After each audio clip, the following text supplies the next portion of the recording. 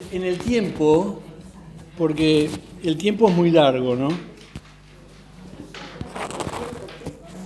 El tiempo es muy extenso.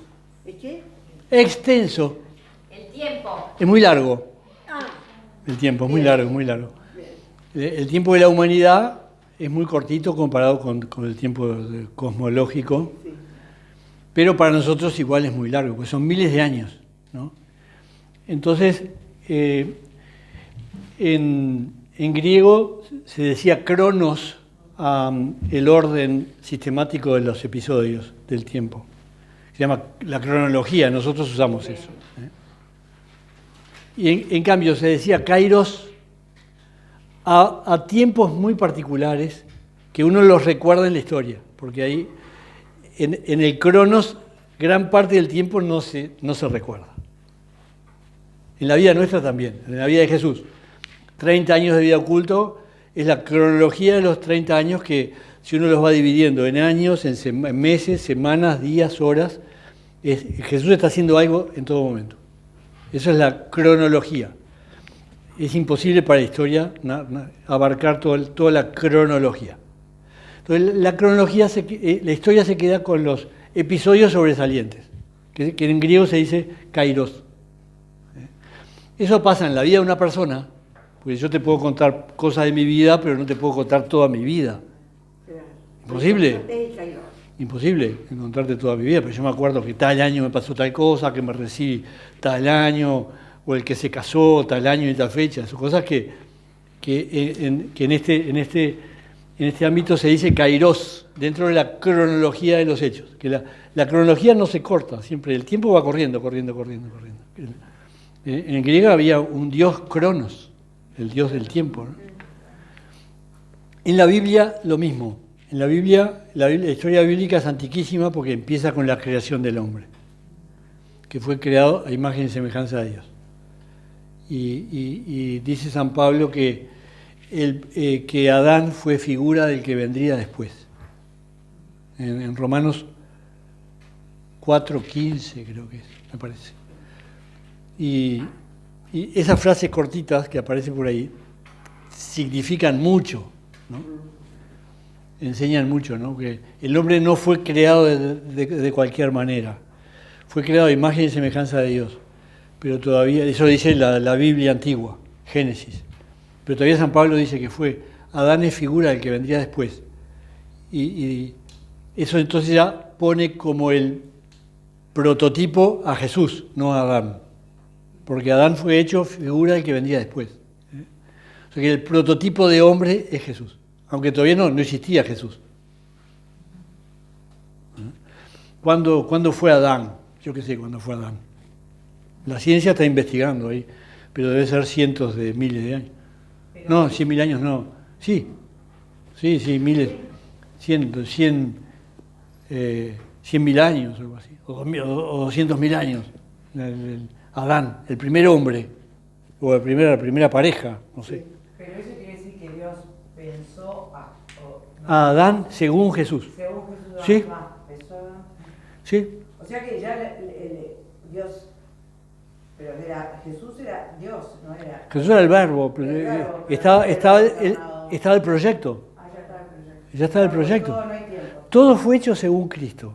Porque Jesús es el prototipo original de todo.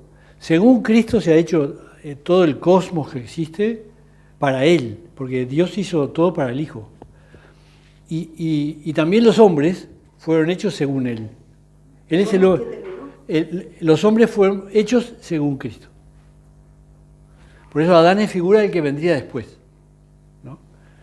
Entonces, y la historia de Jesús en la Biblia, por lo pronto ya está anunciado en Génesis 3:15, que se llama protoevangelio, que es ese texto que dice: le dijo Dios a la serpiente, pongo perpetua enemistad entre ti y la mujer, entre tu descendencia y la suya, y ella te va a aplastar la cabeza.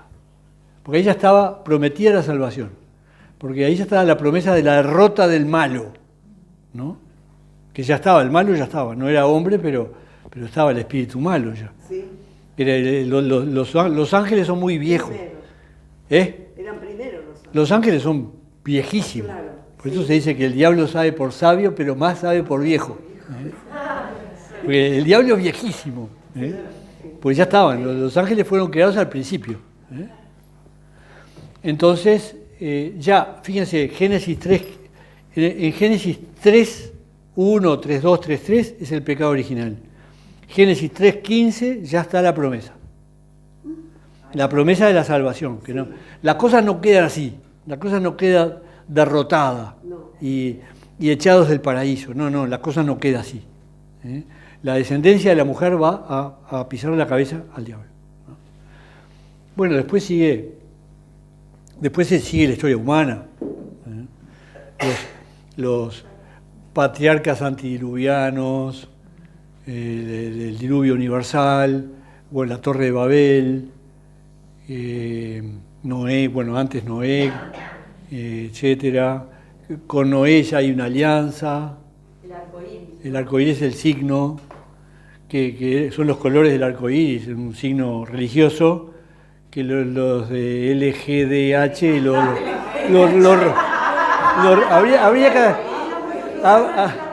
habría que hacerle un juicio que hacerle, pues nos lo robaron, porque es bíblico el colorido.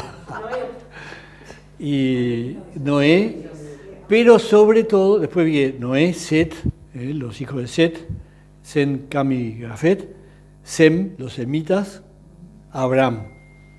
Con Abraham comienza la historia de Jesús.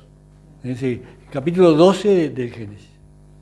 Porque además viene contando episodios kairos, o sea, tiempos especiales, el diluvio universal, la alianza con Noé, digo, son tiempos, la Torre de Babel, son cosas así, importantes. Hay un librito que se llama El Belén que puso Dios. Es espectacular y que es como que justo esto, porque es como Dios fue haciendo, yo se lo leo a mis nietos porque está como para niños, pero es como Dios todo lo fue haciendo para cuando iban a ser Jesús. Fue como preparando todo hacia eso. Sí, la creación, todo. Sí. El Belén que puso Dios. De un español, de Apostelillo. ¿Qué puso o qué hizo? Que puso Dios. El Belén que puso Dios. Y después escribió A la sombra de la cruz. Enrique Monasterio. El kairos es solamente esa palabra lo importante, no significa otra cosa, no. Momentos especiales, importantes. No es saludo tampoco, no. ¿No es qué? No es saludo, no es nada más que importante. Hechos. Son Hechos importantes que pasan en la historia de los hombres, que pasan en la historia personal, pero en la historia bíblica también. En la historia bíblica hay momentos particulares. Pero en cuanto, claro, referidos a Dios del kairos. No, por ejemplo... Porque cada uno tiene momentos importantes. Bueno, no. El día de tu casamiento fue tu kairos. Fue un kairos. No. Lo que pasa es que acá eso mismo del cronos y kairos se aplica a la historia bíblica. Sí. La historia bíblica tiene toda una cronología Sí. y sabemos cosas, las que están narradas son momentos particulares que se llaman kairos en griego. Un momento muy particular es cuando Dios llamó a Abraham, capítulo 12 del Génesis.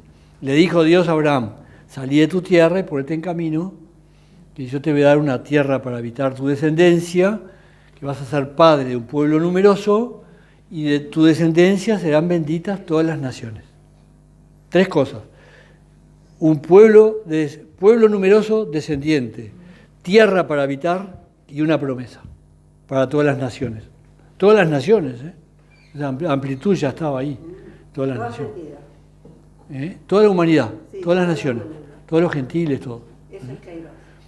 Bueno, ese es un kairos muy importante en la historia bíblica. Sí. ¿No? Después sigue la historia bíblica, Abraham, los patriarcas, Isaac, Jacob. Jacob tiene 12 hijos. Viene todo el episodio de la sequía, que vendieron a José, que era uno de los más chicos. Lo vendieron, lo llevaron a Egipto. Fue vendido como esclavo. Después terminó siendo el mayordomo del faraón, porque era muy, muy vivo y muy inteligente, muy, muy fiel, ¿no?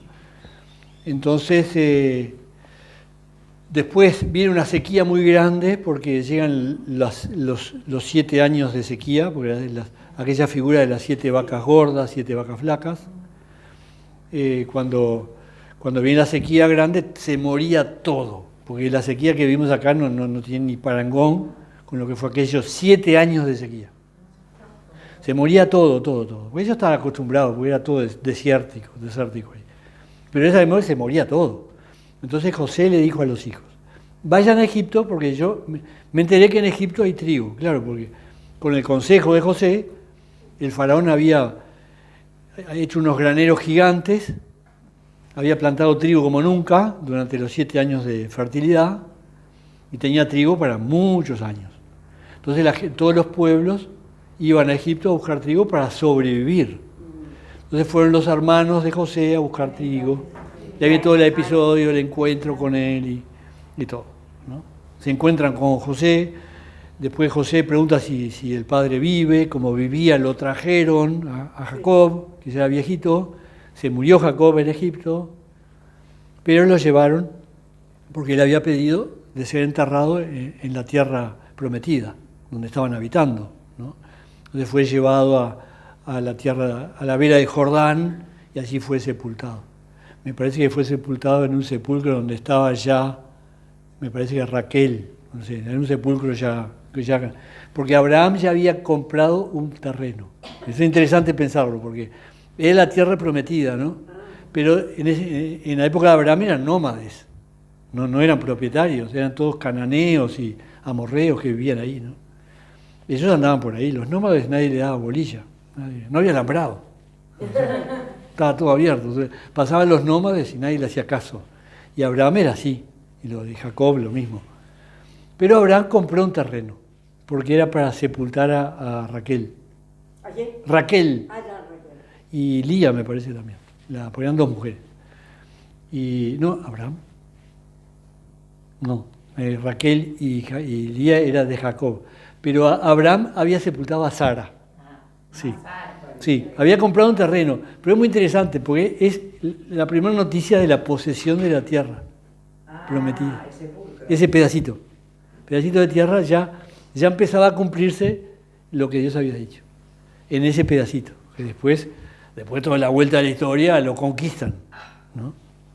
La historia es larga, porque fíjense que todo ese episodio, que termina el Génesis con eso, porque el Génesis termina con la muerte de Jacob, que estaba en Egipto y lo sepultan en la tierra prometida, pero ellos se quedan en Egipto. Y el faraón les regala tierras, o sea que se instalan. Toda la familia de Jacob se instala en Egipto y prosperan. Pasan 500 años hasta Moisés. Es una pesadilla todo eso. ¿Qué? Muy largo todo, muy largo. Pero para Dios 500 años. Pero es una novela, si lo contás así, es muy interesante. La Biblia es larguísima, pero no me tires abajo. No seas mala. Lo que digo es que los tiempos de Dios son tan lentos. Sí, todo, es verdad, pero... 500 años, hoy en día decir 500 años te querés morir. Sí, pero hay que recordar estas cosas, no hay que olvidarse. No, obvio. Sí. No, pero es interesante pensar, porque si uno piensa, porque termina el Génesis con la muerte de Jacob, comienza el libro del Éxodo diciendo que una mujer tuvo un hijo que lo metió en un canasto y lo tiró al río. Entonces uno piensa que es continuo. Ahí pasan 500 años. Y Israel se hace un pueblo numeroso. Un pueblo numeroso no sale de 10 años. Sale de 500 años, que son como 20 generaciones. Entonces se hace un pueblo numeroso, una especie de quiste adentro de Egipto, y los egipcios dicen, ¿qué es esto? Los esclavizaron, los sometieron. Porque además los judíos eran un poco racistas, así de estar ellos, ayudarse entre ellos, ¿no? Cuando uno lee la Biblia y aparece que Abraham tuvo a Isaac como a los 100 y pico de años. 80. Sí. Y lo mismo que Sara, sí, a una mujer de no sé cuántos años, son todos. Eso no significa que uno tenga que creer realmente esas edades. supongo yo que serán Y para Dios todo detalles Yo qué sé, hay gente- anecdóticos, porque no sé decirte, no sé. Me parece que fue con 80 años que tuvo a Isaac. No sé si es imposible. Del lado del varón no es imposible, del lado de la mujer sí. Pero un poco milagroso es. Un poco milagroso es, sin duda. Pero andás a ver los años, yo qué sé, los años que dice la Biblia. claro, pero si será tiempo. Y Isabel, señora de Zacarías, ya estaba entrada en años, capaz que capaz que tenía 40 años. Yo creo que fuera realmente grande. Pero lo que no sé es si pueden llegar a pensar en 190 y pico de años. No, pero no dice esa cifra, ¿No dice? ¿190? Sí, dice. Ah, puede ser. Dice. No, bueno, está. No. 190 o 180, pero que No, que 180 te dio- pasaste. No. Bueno. Lo veríamos, porque No te hagas lío con eso. me llamó mucho. O sea, me ha quedado. Pasa que también creo que usaban mucho los números, ¿no? Como que los números tenían biología, Sí, Capaz que no era literario. Claro. son géneros literarios que a veces son exagerados. Yo qué sé. La verdad que no. A veces exageran. Matusalén, 915 años. 915 años Matusalén. Pará. Serían 90. Capaz que eran 90. Andás a ver, años lunares, capaz que eran años lunares. El año lunar dura un mes, de 28 días. Por eso, andás a ver. Por eso, no sé. Pero bueno, no viene al caso. No viene al caso, porque si no, no Ya me perdí, no sé por dónde iba. Hasta Moisés van 500 años, entonces aparece en la época de Moisés. Entonces, todo el episodio de Moisés. Moisés es un egipcio, prácticamente educado con el faraón, es hijo de la hija, adoptado por la hija, etc. Pero él se entera que es en realidad hebreo. Un día se entera que es hebreo. Entonces le empieza a doler por la situación de su pueblo, le empieza a defender, etc. Al final tiene que huir. Huye y aparece el episodio de la zarza ardiendo, porque se casa con la hija de Jetro, que se llama Séfora. Y entonces parece que él piensa que ahí quedó su vida. Que ahí quedó su vida. Está casado, tiene trabajo, con un hombre rico, y pensó que se quedaba ahí, pero estaba con el dolor de su pueblo. Y entonces Dios se le aparece en la zarza ardiendo en el monte Sinaí. Entonces ahí se complica todo. Todo se complica. Se complica la vida de Moisés totalmente. Y después se complica la historia porque es un Dios celoso que no quiere que haga otras imágenes. Entonces ahí se complica toda la religión. Porque hasta ahora se respetaba el Dios de Egipto, el Dios de la Mesopotamia, el Dios de no sé qué, y había que creer en los dioses de cada lugar. Entonces ahora, cuando Dios dice, no te hagas imagen de otros dioses, yo soy. Sí, así se define. Yo soy, lo demás no, y no te hagas imagen, entonces ahí se complica la historia. O sea que es un momento que cambia la historia de las religiones. Porque hay un Dios invisible que dice, yo soy el único Dios, los demás no, y borralos del mapa. Y de hecho, después Dios es sumamente severo con los dioses extranjeros. Hay que destruirlos, no tiene que quedar ni rastro, ¿no? O sea que el momento ese es tremendo, el momento ese en que Dios se aparece a Moisés. Y toda la instrucción que Dios le da a Moisés, porque ahí cambia la historia de las religiones, prácticamente cambia la historia. Antes era todo tolerante de los dioses de allá. Si yo voy a Egipto, tengo que adorar al dios egipcio. Si voy a la Mesopotamia, que se llama Astarte. Y si voy a la Mesopotamia, tengo que adorar a Marduk, ¿no? O así. Entonces, acá la cosa cambia con Moisés. ¿Qué pasa? Que Dios eligió al pueblo de Israel para educarlo. Porque va a venir el Mesías. Y entonces tiene que tener un pueblo educado, ¿no? Pero ya creían en un solo Dios, ellos o no. No. Sí, después de 500 años se habían olvidado. Creían en el Dios de Egipto. De hecho, Moisés le dice, pero vos qué Dios sos. Como diciendo, hay muchos dioses. ¿Vos? ¿Qué sos vos? ¿Cómo te llamás? Porque Moisés, el faraón va a decir, pero ¿qué Dios te manda? Yahvé, el nombre de Dios. Entonces, ¿qué pasa con todo esto? Cuando llega Jesús, 1300 años después de Moisés, porque Abraham es 2000 años antes de Cristo, y Moisés es 1400, 1300. Cuando llega Jesús, el pueblo ya está educado. Jesús no tiene que predicar que hay un Dios solo, creador del universo, eso es una fe común. El matrimonio ya está de marido y mujer. Antes era poligamia, todos los hombres ricos. Y así, 1000 cosas. Así que cuando llega Jesús, encuentra un pueblo preparado.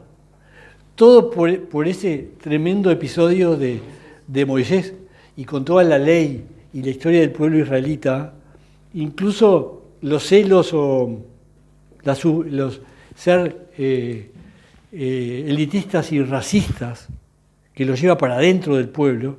De hecho, el concepto de prójimo era a sus compatriotas, prójimo. No era prójimo cualquiera. Eran extranjeros, ¿no? Los otros eran extranjeros, ni corte a los extranjeros. ¿Por qué los hace así Dios? Y además borrar a los enemigos para no contagiarse, ¿no? Porque quiere hacer un pueblo educado en la ley verdadera, en la ley natural, que es el decálogo en realidad. Bueno, la ley natural ya está, pero todavía Dios les revela los 10 mandamientos, que hasta ahora rigen, y son una ley, son la regla de la vida ordenada, digamos, ¿no? Entonces, todavía de Moisés pasan 1300 años hasta Cristo. Cuando llega Jesús, se encuentra un pueblo preparado para recibirlo a Él. Y para que Él pueda predicar lo que predicó y ser aceptado y entendido. Porque en otra época era imposible. Todo lleva tiempo. Todo lleva tiempo. Todo lleva tiempo, sí. Todo tiempo. Por eso la paciencia que tiene Dios, lo que decías vos, la paciencia que tiene Dios, que nosotros somos impacientes. Porque la vida nuestra es cortita, entonces tenemos que... Beatriz Gianoli, tremenda impaciente, que no me deja hablar de la historia, porque quiere ahora, lo de ahora. Pero me encanta la historia igual, porque nos hace entender que tenemos que ser súper agradecidos, porque está todo hecho. Sí. Entonces me da la idea también, qué maravilla. Así que pienso eso. Es que vivimos en la plenitud de los tiempos, porque ya vino Cristo. Y de los Budéis, por favor, que yo las veo. Qué maravilla. Bueno. Está. Estás viniéndote a ver. Es como haces el Zoom. Beatriz es como el Zoom, que te metes y te metes adentro de una casa, ¿no? Bueno.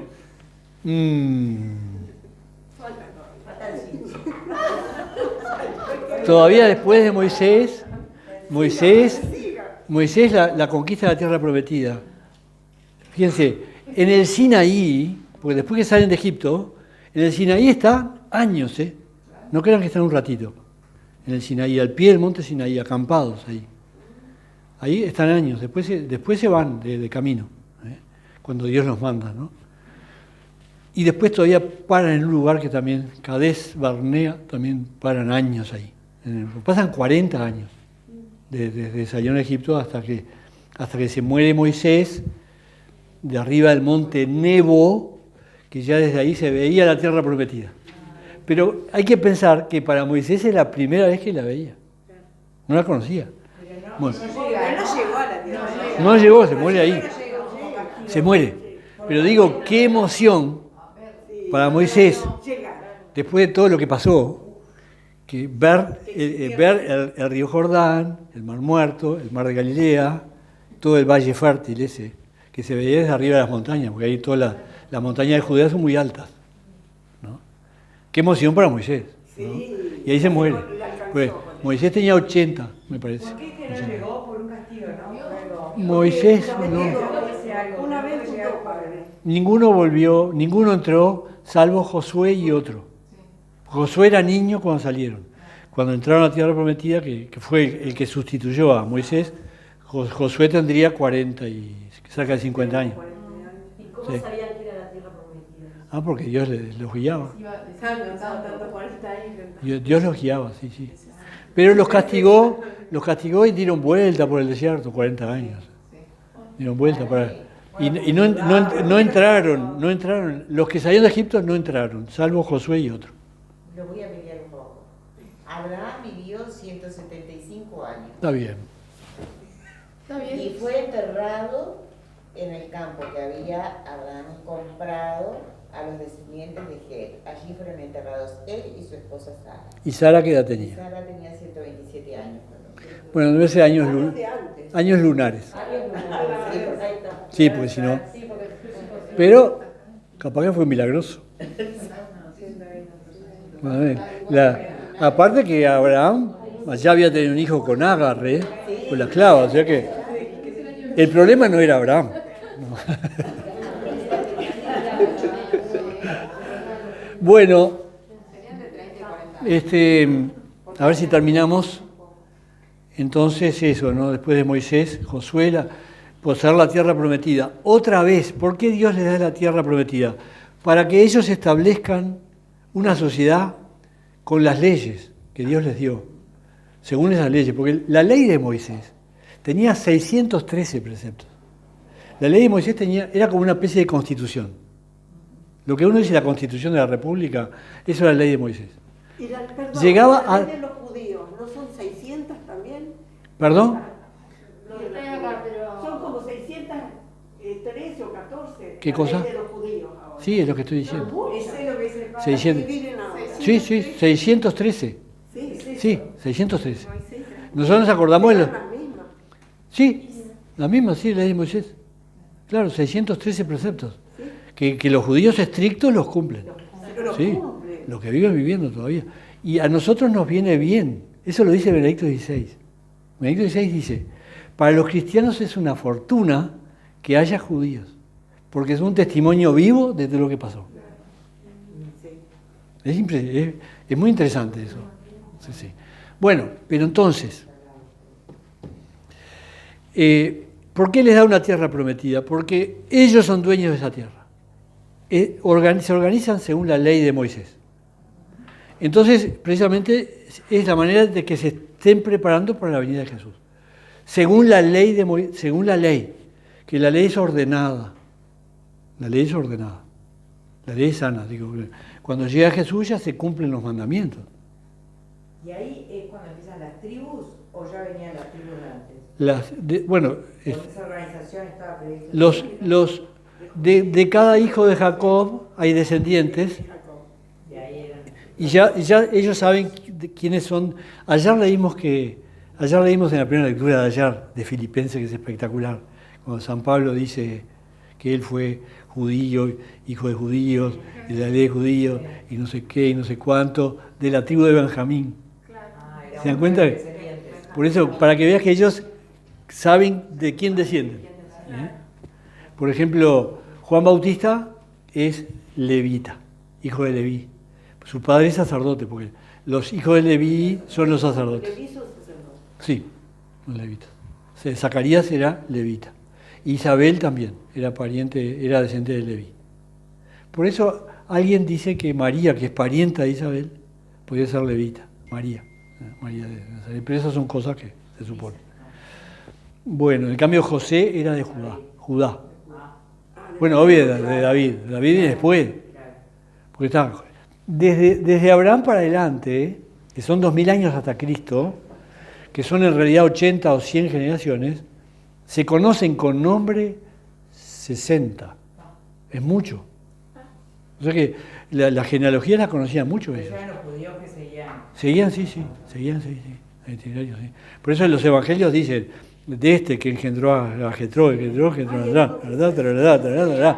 aparece Ruth, la moabita, que no era hebrea. Ruth es madre de Obed, hijo, y que se casó con Boz, con Z, de cuando que era donde ella iba a cosechar, a juntar granito de trigo. Tuvieron un hijo que se llamaba Obed, y Obed es el abuelo de David. Qué lindo. Sí, esas son cosas lindísimas de la genealogía. Sí, que aparecen mujeres que no son hebreas. Eso está interesante, porque es una apertura a los gentiles, ¿no? En la genealogía de Jesús, ¿no? Aparece otra que se llama Rahab, que me parece que era prostituta. Sí, ahí sí, Rahab. Bueno, y entonces después viene todo el periodo de los reyes.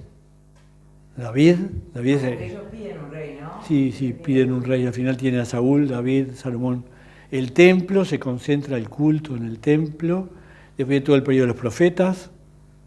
El dominio de los imperios, asirio, persa, Alejandro Magno, los seleucidas y los romanos. De ahí pierde, desde que vienen los asirios en el siglo VI, ya nunca más son independientes. El apogeo de ellos fue Salomón. Salomón fue impresionante. Y terminó mal. ¿Quién? Salomón. Sí, terminó mal. Qué raro. Qué lástima, porque fue un buen tipo. Sí. Las mujeres. Lo perdieron las mujeres. Como a tantos. Bueno, nos quedamos por acá. Ya entonces llegamos a Cristo. El último profeta fue Juan Bautista. Quedamos acá. En la historia bíblica hasta Jesús. Pero Cairós no hay más cosas de Cairós.